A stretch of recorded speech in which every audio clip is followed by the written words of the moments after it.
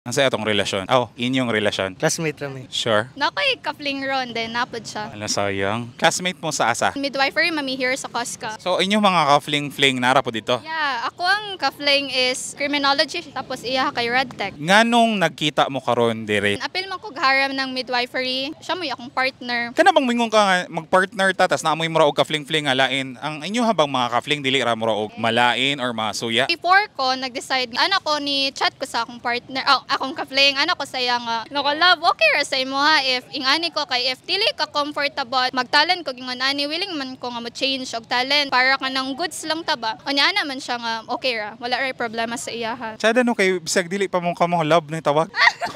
Nganong ana inyong situation karon? Nganong murag dili pa official? I don't know, pero feeling na ko kay ana man siya nga hinay-hinay yun lang sa daw. Sa una bagikan siya gichitan. Love ko ito niya, murag first love to niya, tapos murag naa pa siya trauma, naa pa siya ginadala. Pero murag goods naman meron. Dugay-dugay namin ka chatanayan. Haybaw kong nami padulngan. Pila na day mo ka bulan ga chatanay ug kanang nasa ana nga sitwasyon? Ay bago pa mga 2 months. And ako man gud unang nagkakuan sa iya ha. Ako may Ay ikaw may ni unang approach. Ako may unang murag nagka-crush sa iya ha. As in, kuan man god murag ako'y lucky sa mo.